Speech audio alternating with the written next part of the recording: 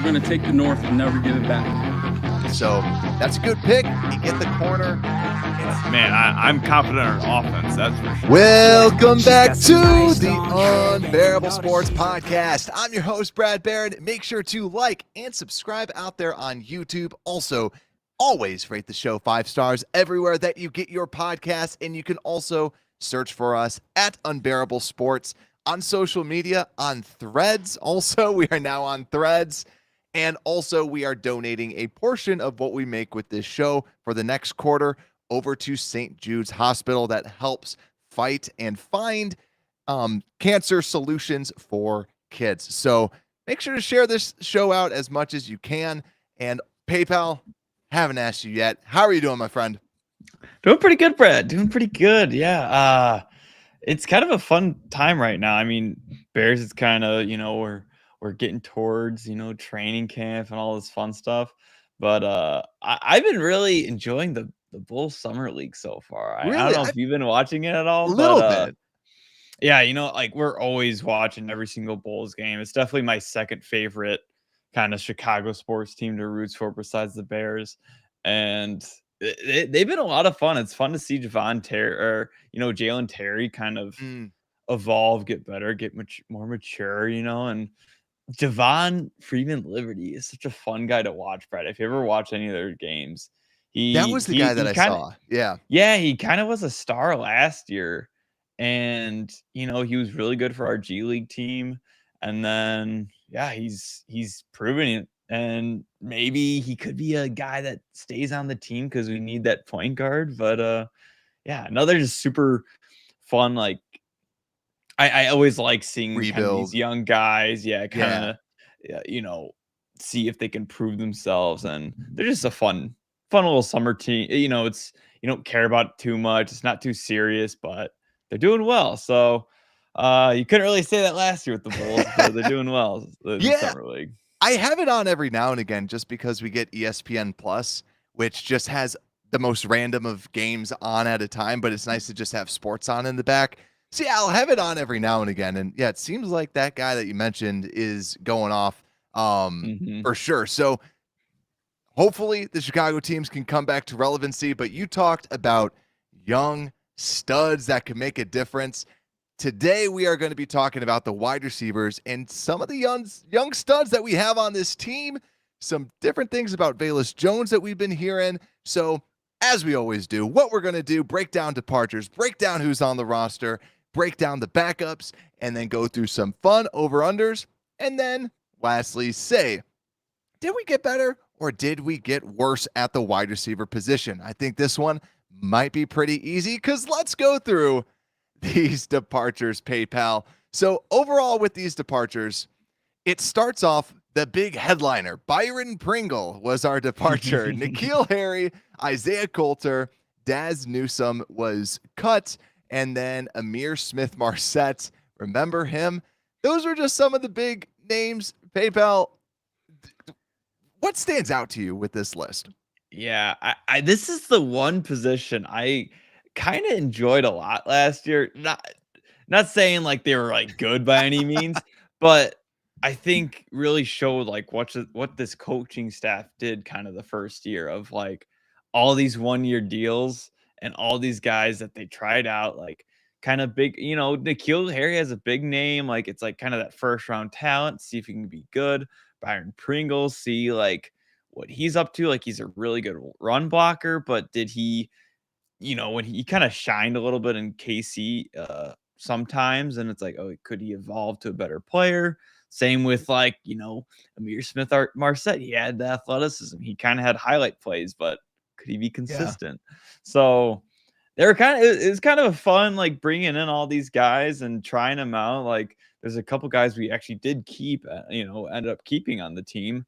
But yeah, the Daz Newsome, Brad. I remember that was always a fun guy. When we first got him, he's oh yeah, he had all the swag. Could he be a punt returner? And the Waffle House. Yeah, the Waffle House. I mean, and then it's and then he just never really turned anything. I think the big thing was with Daz, he was such a good playmaker in college, but he wasn't like elite at playmaking. He didn't have great hands either. And I'm still kind of shocked with that. But yeah, last year, our starting lineup, Darnell Mooney, Byron Pringle, and Equanimous St. Brown. And this was one of the hardest starting lineups to put together from last year because then N'Keal Harry was kind of a starter. Dante Pettis was a starter because Byron Pringle was always injured. And Yeah. this was a backup. Smith Marset was on the team, got cut. And then we had Chris Fink. I remember him as like he's from Kansas City, and some people getting way too hyped on some Chris. And yeah, obviously none of these guys really kind of stuck around. There was the Coulter train because he was doing well in the preseason. But yeah, ultimately they all kind of stunk.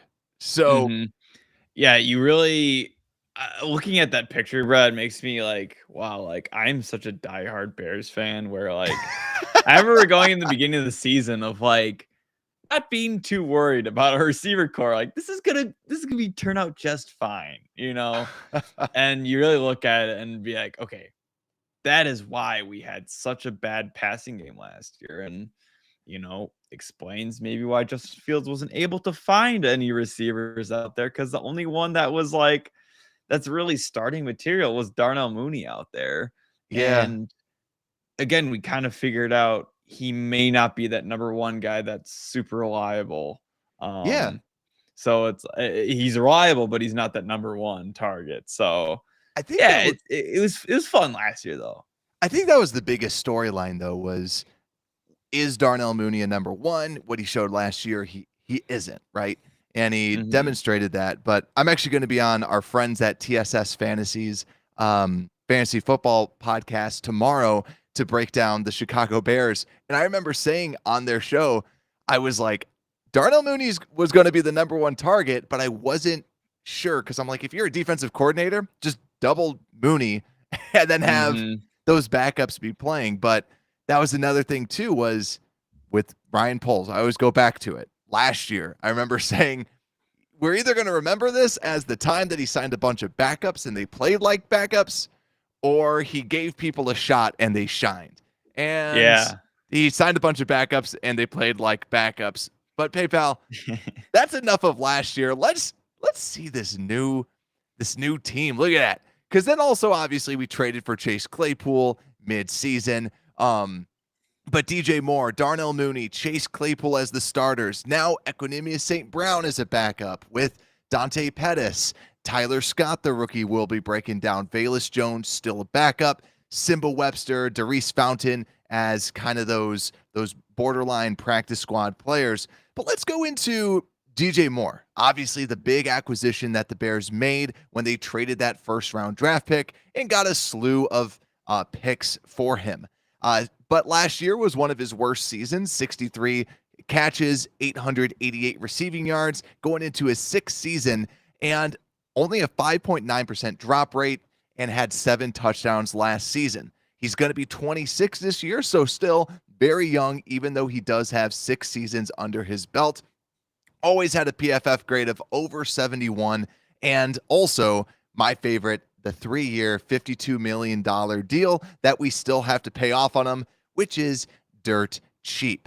Also, one of my favorite stats that's out there, the yards above expected, the yak above expected, 3.2, 0.8, 1.9, 1.5, and 0.1 for every single season. What that means, ladies and gentlemen, this guy's a playmaker. He's going to make people miss, and I can't wait to see him for the Bears. But PayPal, my question to you on DJ Moore and the question to the people, is DJ Moore the A.J. Brown, the Stephon Diggs that Justin Fields has been looking for and that we've been hoping for as Bears fans? Yes, Brad. That's 100% yes. And I always love when you bring up that stat of like the yards after catch above expected, because even the 0.1 which he got last year, like that's not bad. Like that's just average. Yeah, You know, it's not like it's above expected still, so it's still not bad. But that's the thing that's just awesome about this receiver. Like he's 6 foot, 200 pounds. He can just do it all. He can run after catch. he can kind of be that big deep ball guy that can jump and get up for the catch, but he can also beat receivers with speed.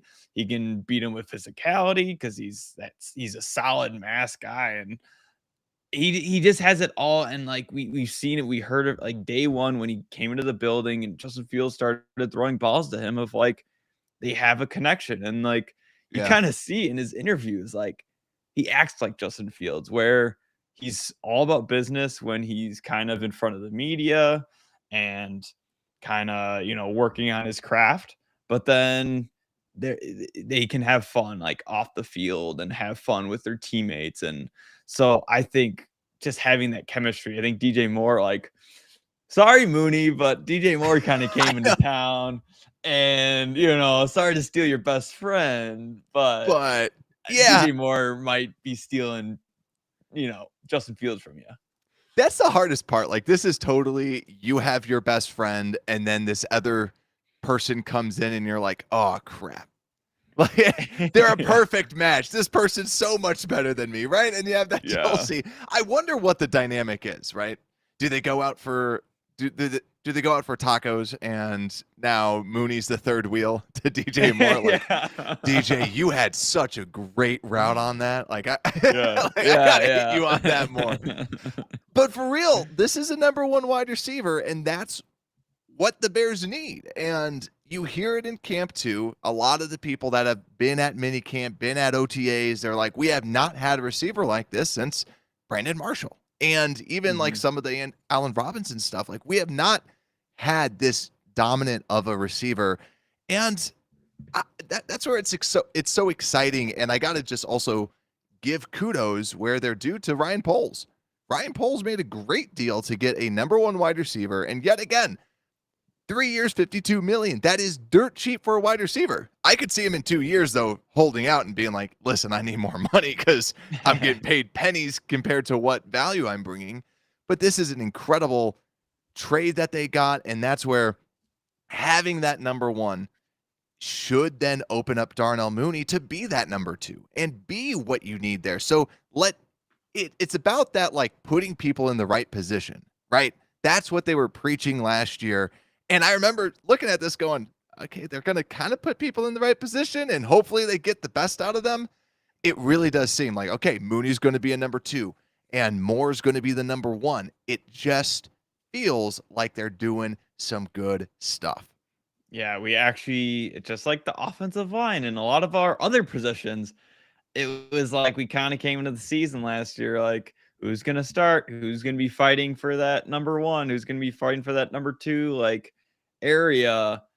And it's like all these guys, now we kind of know, like, it should be DJ Moore, Chase Claypool, Darnell Mooney, and then, we'll kind of see. But DJ Moore, probably, we had so many good offseason moves, but he's probably one of those we'll see right away. I think we'll kind of feel his presence that first game with Justin Fields, and just see his versatility and that connection right away.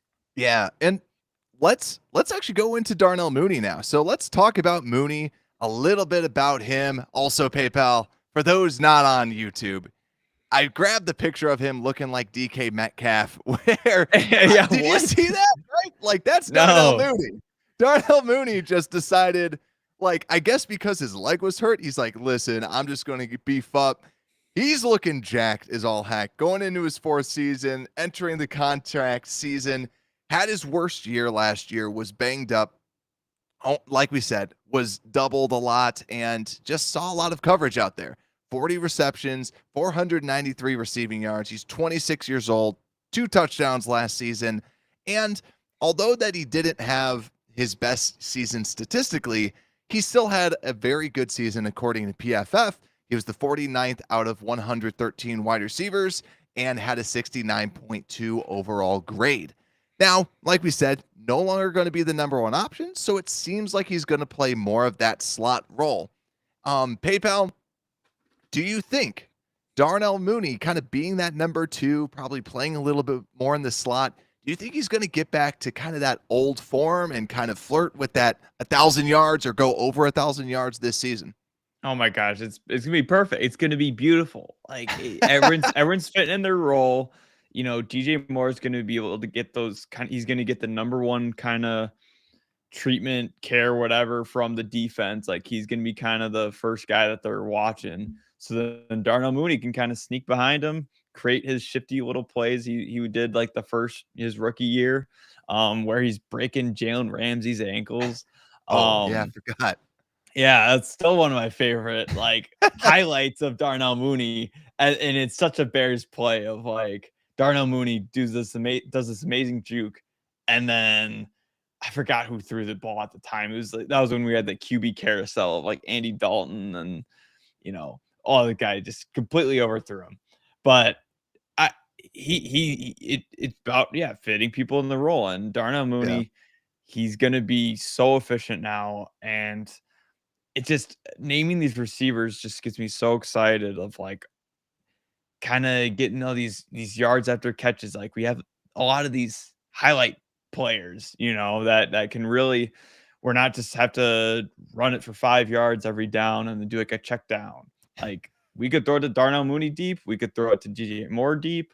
Like these two receivers that we're already naming, like we got an explosive offense.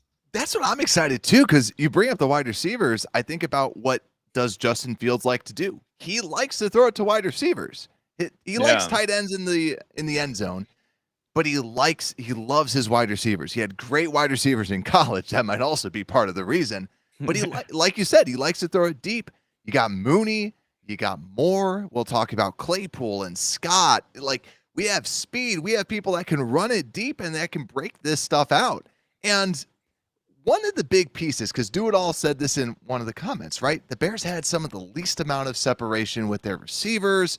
They didn't have money to pay for free agents last year either, too. That's a great point. And PayPal, last year, Justin Fields, when he threw it to Darnell Mooney, they had a completion percentage. 65.6 of the time the ball was caught. Equanimous St. Brown was the next, like out of these starting wide receivers, was the next closest at 55%. Oh, gosh. Chase Claypool was 48.3%. Dante Pettis was 46.3%. Amir Smith-Marset was 25%. What this is showing is... So he had four passes to him and he only caught one. That's what that means. Actually, that's exactly what that means. That's exactly what it is. 4 targets, 1 catch. But basically, what I'm getting at is Darnell Mooney was one of his most reliable receivers at 65% completion, which is, it's not great, but solid. And that just kind of shows when you have now Justin Fields will have these other wide receivers, and that should then bring everything else up, especially when you have Moore that's going to be sucking up those double teams. And then that allows Mooney to be more wide open, play more in that number 2 role, because we see that he can catch. We see he can get open. We see he can run the deep ball. And that's what I'm so excited about. That's why I can't wait to see this show. PayPal, anything else on Mooney? I wonder if Mooney, I feel like maybe it's just our offense now, but I remember when we first had him, he was really used as like a wide receiver screen.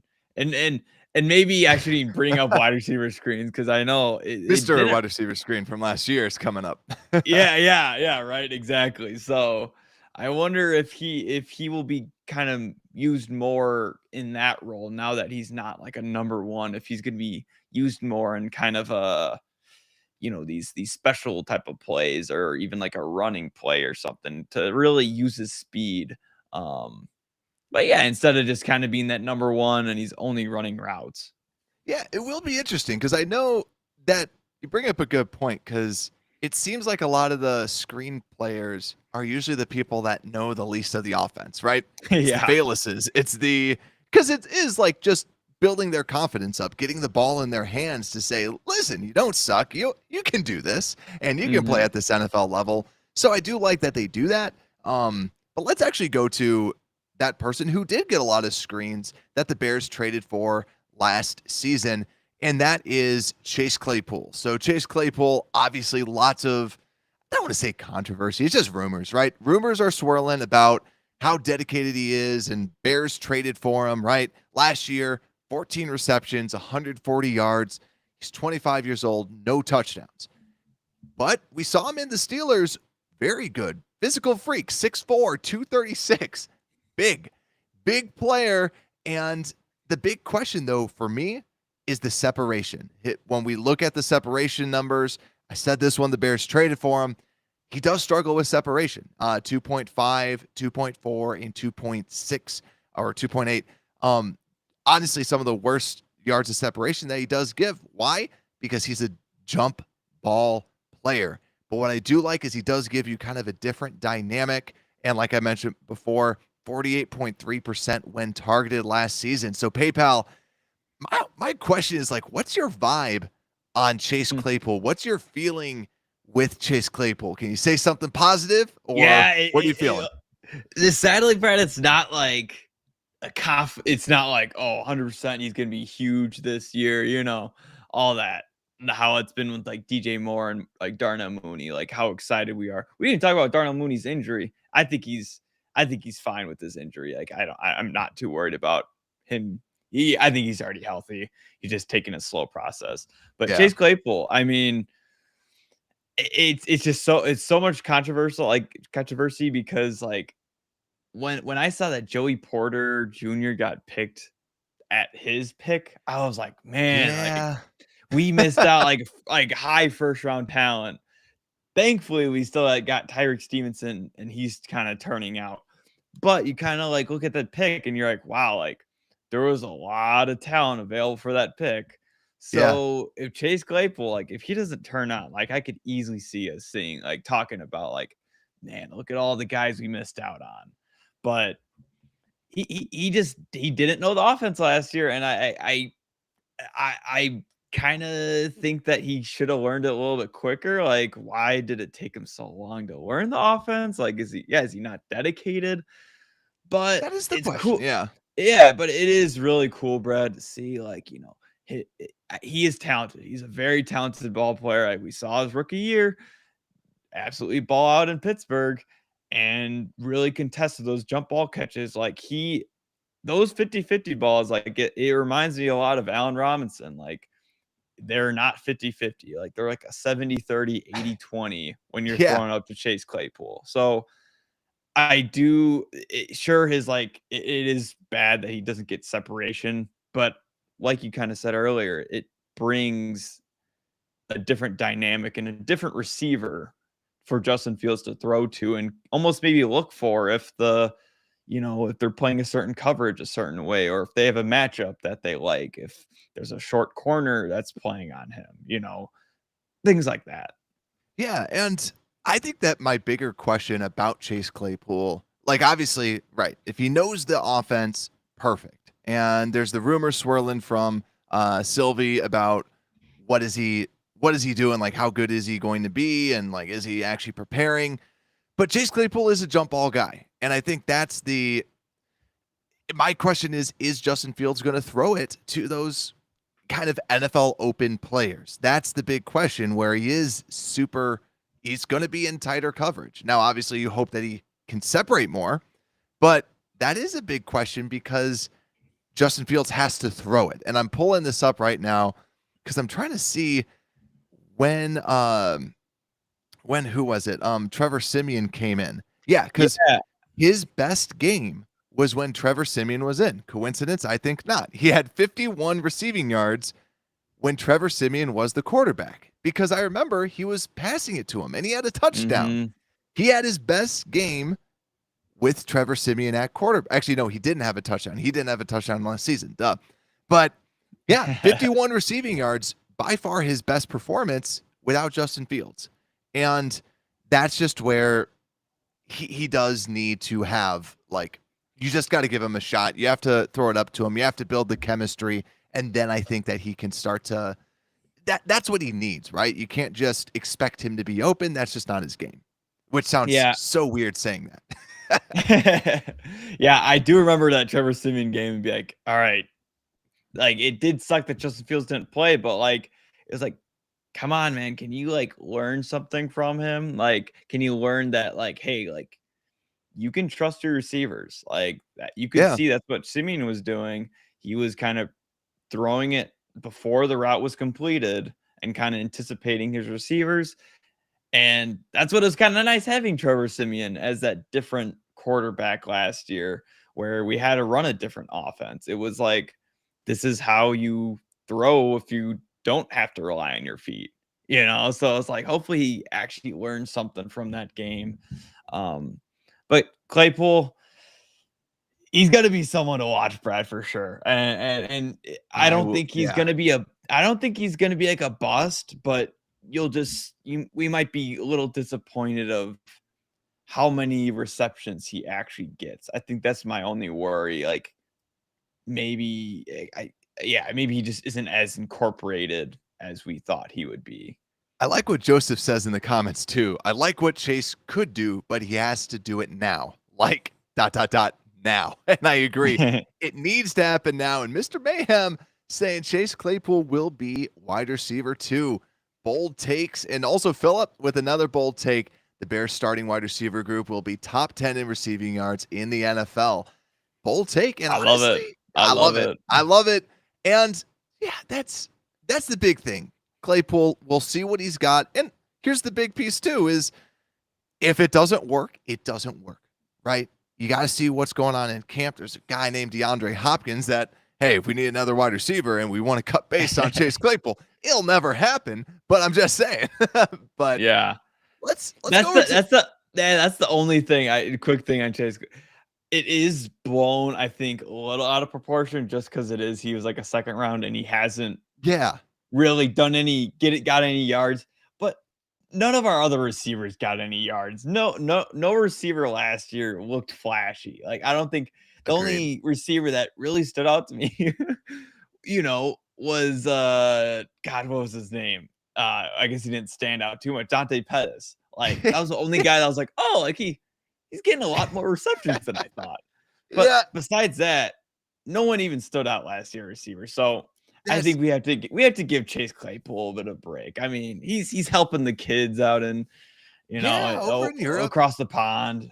Yeah, he is. And I think that's a big piece too. Just for those that did not see, we did post this out on Threads and I think also Twitter too, that Chase Claypool, the reason why he wasn't in buff Darnell Mooney's photo when everybody was working out, he was over across the pond helping and like kind of boost up like flag football. He's an ambassador because I believe he lived in Germany or like was born in Germany and or maybe that might have been EQ, but he is an ambassador overseas.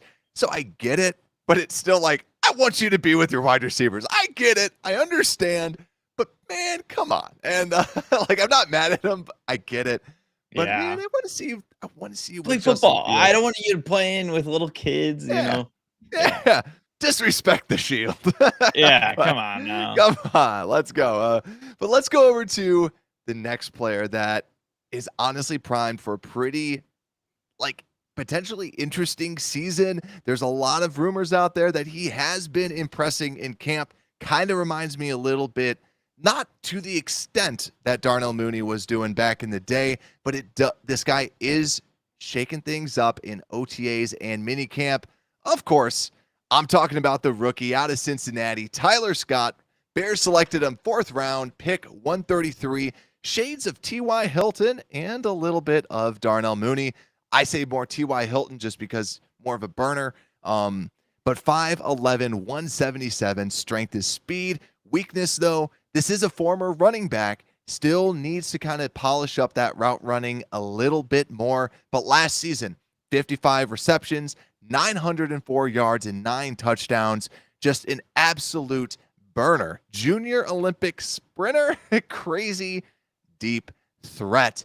So PayPal, from the perspective of Tyler Scott, I guess, what should we expect? How big of an impact should we think that Tyler Scott's going to make? Where are you at? Yeah, it's kind of what I think expect kind of what we did when Mooney was a rookie of, I guess he did, not as much as Mooney because Mooney kind of still, he started a little bit more. He had like 700, 800 yards, I think. I'll pull that up. Yeah, of he's going to be involved, but yeah, he's not going to be in the starting lineup all the time. We're going to kind of see him out there. Probably, I think honestly, when Darnell Mooney's not out there, we're gonna have Tyler Scott Yeah. because they just fit the same role. Like they're both going to be in the slot. They're going to be the speedy kind of option, route. And again, like I kind of hinted at Darnell Mooney of like I think Tyler Scott especially is going to be kind of that specialist player of like, well, the wide receiver screens to him to just, yeah, build his confidence and kind of see what he can do. And then kind of go from there. Like maybe start throwing deep post routes or basically anything deep. I could just see deep or behind the line of scrimmage for Tyler Scott. Yeah. I know in the comments we're talking about the quick game, right? And I'm curious, like, what's everyone's thoughts and vibes on Tyler Scott out there? Because to me, I love this pick when he was selected. I remember us talking about it at the combine. I thought he was going to have a better 40 time than Yeah. Jalen Hyatt. I don't know if he ended up doing that, but this was someone where, yeah, you put on the tape. I remember looking at him going like, screw Jalen Hyatt. I want this guy. It reminded me of the Jalen Reagor, Darnell Mooney, Jalen Hyatt, Tyler Scott, where Scott burner. And I think like exactly like what you said, just that pure speed, the quick game, the being in spots where Justin Fields doesn't have to do too much if it is shorter and he can kind of take it the distance with his speed. I also love it too because when you have someone that has the speed of Tyler Scott and Darnell Mooney and someone like a Chase Claypool that, remember, former tight end as well, like you have these different mismatches and different body types and some extreme speed. And I loved the idea of, yeah, why not just have Tyler Scott kind of fly deep? And I pulled up Darnell Mooney's stats, 631 receiving yards. That's a decent amount. That's a good chunk. 4 touchdowns. That is a pretty big chunk. So maybe Scott, yeah, I can see Scott being in almost like, everyone wants to comp the Darnell Mooney because he's smaller. I think he's going to be what they wish they had in Velus Jones last year, where he can be that. He doesn't have to be a gadget guy, but you can put him in those situations where you just give him the ball and let him cook, right? Let the man cook. And that's what I'm so excited about Tyler Scott. Also, great head on his shoulders, it seems, too, in all the interviews. Yeah, that's the thing I really respect. He just seems super intelligent, like just an awesome dude. Just outside of football, but I think we might be seeing. It'd be kind of fun if Tyler Scott does kind of mature quickly, and he definitely is a mature personality. We might be seeing more like 4 wide receiver sets, which like I don't think we saw it all last year. We probably saw it maybe once. Like it was like Cole Kmet was always out there, or there was always a tight end. Like we could be putting 4 receivers out there now that we kind of have this depth. I think it will. But my big question though too is just with Chase Claypool. I think that's where true, he is a rookie, and I know Joseph's saying it too in the comments where there is the level of rookie, and I agree with Joseph out there saying that he does need to kind of clean up some of that, the hands, the route timing, etc. Because Darnell Mooney, I loved him coming out, and the biggest reason was you saw the man win jump balls, right? And Scott, there's different spots where he's not like when you see Jalen Hyatt, he's literally just like running by people and he's like, oh, let me just catch this ball. And Scott did have to kind of work for it, but he didn't show the level of hands, the level of polish in the route running that Darnell Mooney does have. Yes, they're very similar in comps. I've seen some people be like, oh, Scott's going to take his job.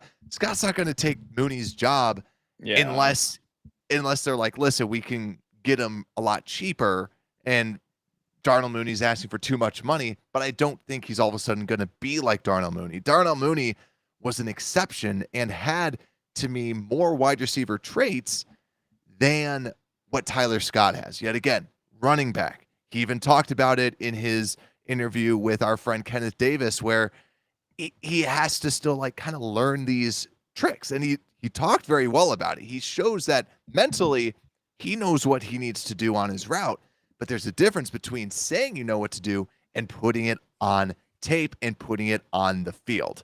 And yeah, but Yeah. it'll be exciting to see him. Yeah, PayPal. for like a fourth, for basically I always think of fourth round and backwards, 4th, 5th, 6th, and 7th. You can't expect them to start in the beginning of the season. But Yeah.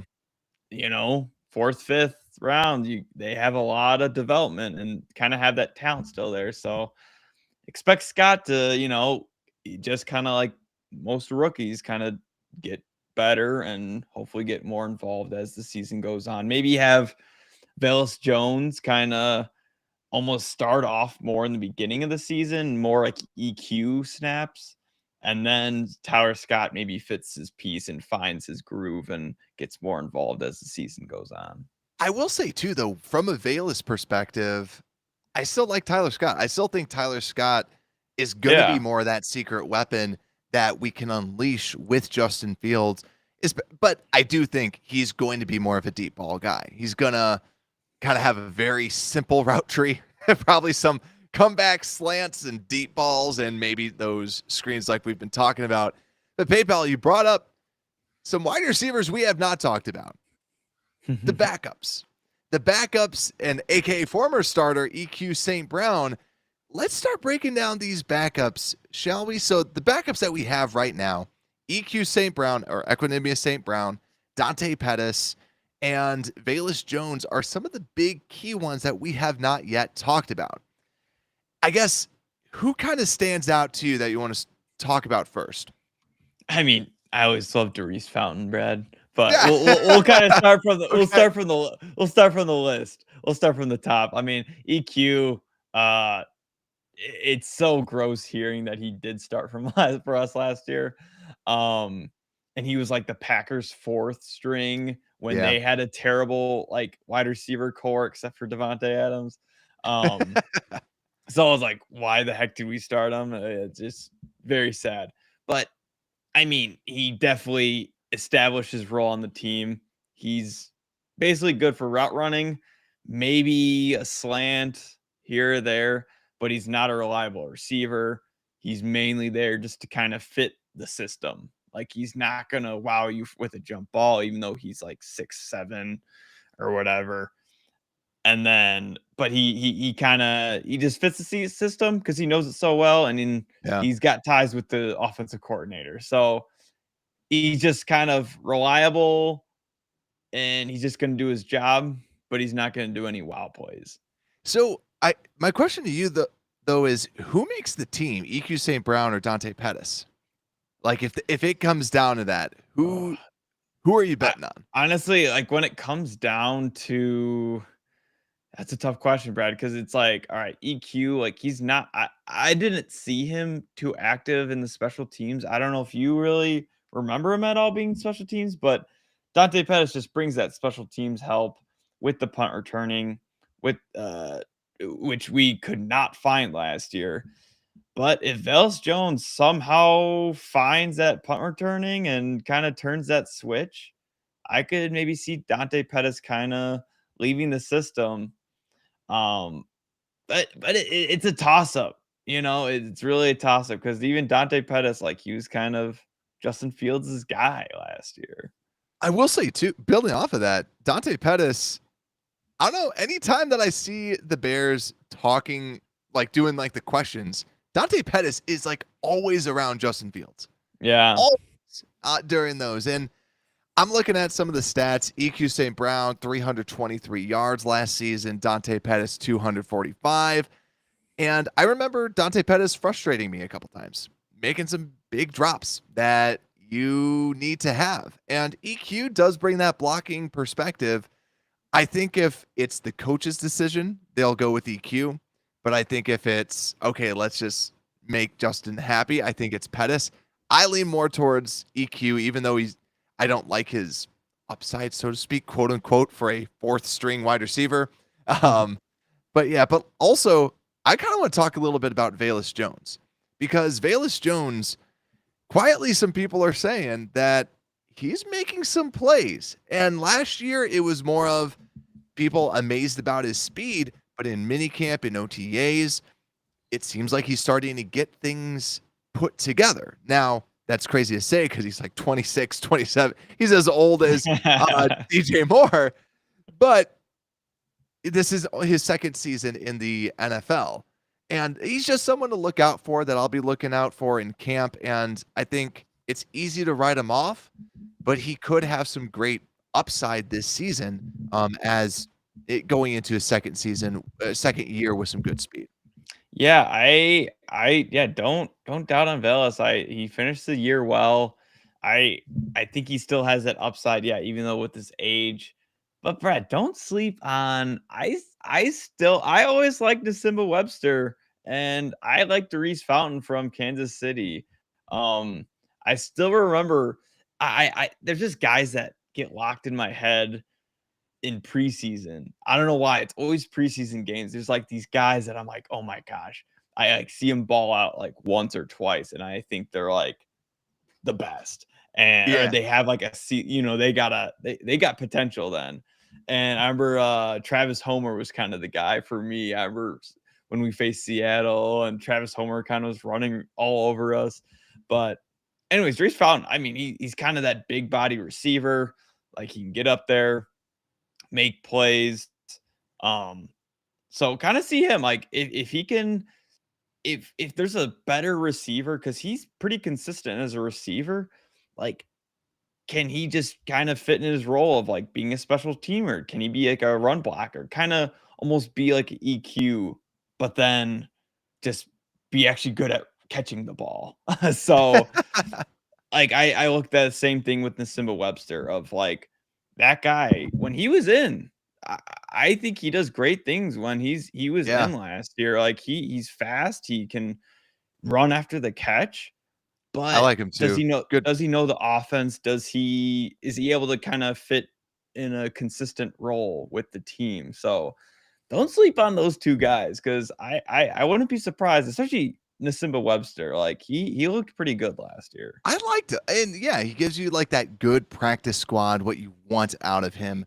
And one other person that is not on my list or not on the depth chart that I wanted to just add in, Thyrick Pitts, Thyrick Pitts, that is from Delaware, undrafted free agent, had 631 receiving yards last season for Delaware and 10 touchdowns, 6'1", 201. So yeah, not really expecting too much out of him, but he is going to be a body out in camp just to see, does he turn some heads? But do it all. I like it what he said out there in the comments. Bears offense different than the Steelers. That's a huge thing, right? Because people talk about why is it that some people get more adjusted to certain schemes than others? Yeah, they run a completely different style of ball than the Steelers. So I really like that. Also, our boy Don's in the comments. Nice to see you on the live show.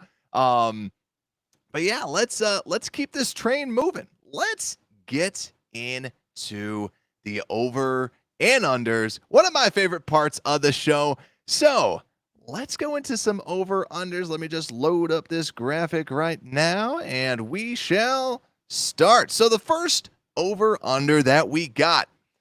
Hey pal, we talked about these pre-show, but I don't think we said who's going to take what. Yeah.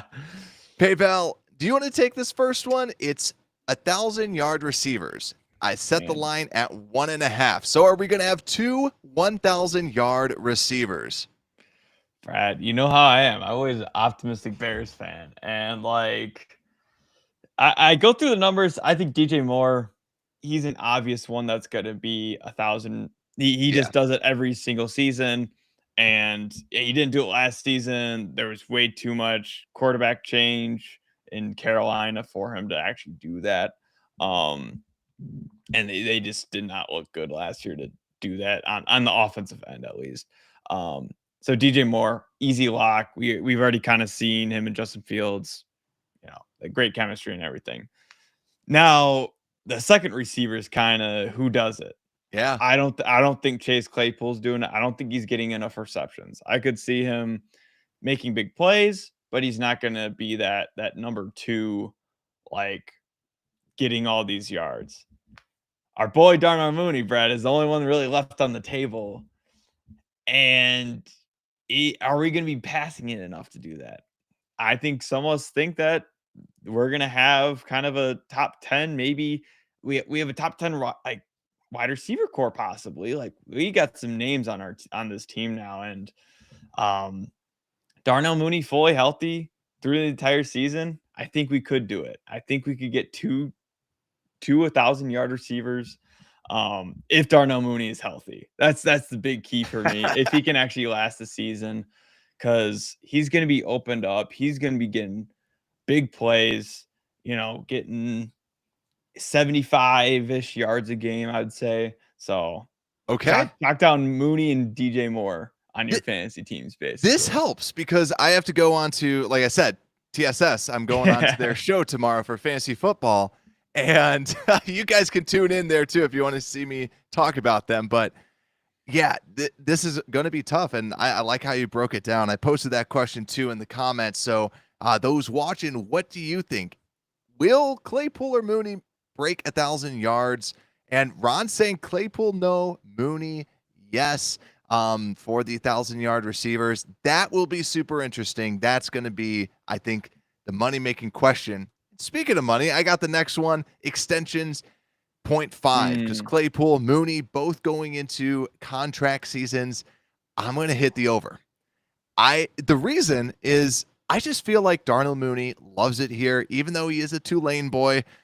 I think that he likes the situation. He likes Chicago. Chicago likes him. And he has Justin Fields. I think that he just seems like a level-headed guy that doesn't want to move around too much. And that's why I really think that he's wants to be a Bear and just seems like he's got his head in place to just say, let's get a deal done. Let me show you that I'm fully healthy and let's get this together. But PayPal, let's go over to the Velus receptions. I'll give this over to you. I set the bar at 10. Is this too low or too high for him? I think that's too low. Yeah, I think it is too low. It really makes you think. 10 really should be an easy number for Velus Jones to get, because I do think but also it's like, all right, is he going to be involved as much as we think he will, or will he just kind of not even be on the team? Like that's kind of the question that's going on in my head of like, is he really even going to get snaps? And 10, man, I'm gonna say over just because it is like a low number, and you expect him to be like, hey, like you really hope like with how he has been kind of growing, how we've heard all the good things with him in camp, and how he finished the season last year, and he really seems comfortable and confident now. So I'm gonna go over for that reason. Okay. It is a lot closer than I thought, because I just don't know how he's going to fit in the offense. Yeah, that is the big question. And yeah, that's why I wanted to put it at 10. He had 7 last season. There were some injuries out there that he had to kind of go into. And yeah, that's where it is going to be a little tricky. I do think he gets a little bit more involved. But this last over under, I didn't know how to frame it on the screen. So those watching on YouTube, what I mean by this is, will the top 3 in receptions be wide receivers? So that means will Claypool, Mooney, and DJ Moore lead the team in receptions 1, 2, 3? I'm going to say no. And I think the big reason, Cole Kmet. I think because of it, I still don't know what Claypool would do this season. And nothing has really, right? Like he has to learn the system. I just don't think that it's more likely that Cole Kmet's going to get more receptions than one of the second string or third string wide receivers. So to me, that's what I'm going to go with. That we're going to go probably, like, if I had to say it, I think it would go DJ Moore, Mooney, Kmet, and then Claypool, maybe even Kmet too, honestly. Yeah, Kmet even 2. Yeah, I agree with that. Of like, he could even make it at 2, because he was looking really good near the end of the season, Brad, and he definitely is another player. He's getting the offense a lot, and just having like Darnell Mooney and Cole Kmet were kind of the only receivers that were kind of probably getting attacked by the defense last year or like really getting attention. So now that the attention's off of him, he could also kind of soar up and get all those receptions. But it's a wide receiver show, Brad. No, we're not talking about Cole Kmet here. Yeah. I just have Cole Kmet in my mind because I got to talk tight ends, and it's like, oh man, he's got such a weird fantasy. I didn't know this. He was number 8 in fantasy as a scoring tight end in PPR, but he's 16th in points per game. Did not know that. I do my research for shows, so I'm like doing the deep dive with fantasy football right now, and I'm like, oh my gosh, I didn't know that he was. It's hard to say like where to draft him, but yeah. Let's go to our last segment. One of my favorite segments, the Did We Get Better? And PayPal, I think that this is pretty simple, because if we got worse, if we got DJ Moore and we got worse, I think we got a problem. I think it's safe to say we got better at the wide receiver position by acquiring DJ Moore. What do you say? Yeah, we got to keep a track of this, Brad, of like which ones have gotten better, and throw out like a graphic or something of which ones have gotten better, which one has gotten worse, like all on the team, because there's a lot on this team that have gotten better, and this is like a double green arrow up. If we're doing graphic worthy stuff, like double green arrow up, because we got the number 1 receiver, which is in itself amazing. Chase Claypool, do you count it as an addition for this season? I do. I think I do. But I think the big thing that I'm looking at, like whenever I think of did we get better, right? It's not, because I always point back to Robert Quinn. I kept saying Robert Quinn is going to regress. Father Time is undefeated, right? Or if someone has an insane season, that's an outlier season. Right. And I think that with this, when you look at this team, DJ Moore is an upgrade over Equanimeous St. Brown as your starter, right? Point blank. Plain simple. Darnell Mooney should have a better season this year, so his arrow's up because he's not asked to be number 1. Chase Claypool should be better because he couldn't get much worse than he did last season, not knowing the system. So he should be better. So yeah, arrow up. EQ is going to EQ. Dante Pettis is going to be Dante Pettis, right? Like that's going to stay the same. Velus, how much is he actually going to play? And Tyler Scott, so you should expect something out of your backups. But when you look the season before, you're just like, everybody stinks, right? And I think, and everybody stunk. And N'Keal Harry, right? So I think it's easy to say, though, that this team offense, wide receivers did get a little bit better. A little bit better. Yeah, it's always great when you see like all of our, kind of our starters, Dante Pettis and EQ were our starters basically. Now our 4th and 5th string, and it's like, is Dante Pettis, are they even making the team, So that's just a sign itself, like, we got better, and it's exciting, Brad. It's exciting because it's like then Justin Fields should in turn also play like an absolute maniac and actually have help on the field. So it's exciting, Brad. So also I know that when we were talking about where did the Bears get better, right?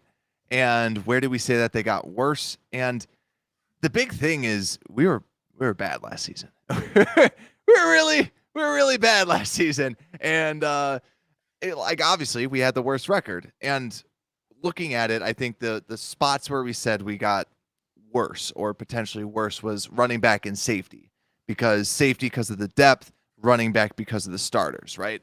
That was the big piece. And Don Burr, who just joined us, the Lions fan, definitely probably liked hearing us say that with him acquiring David Montgomery. But yeah, I think it is good, though, obviously, breaking down the wide receivers. Justin Fields finally has some people that he can throw the rock to.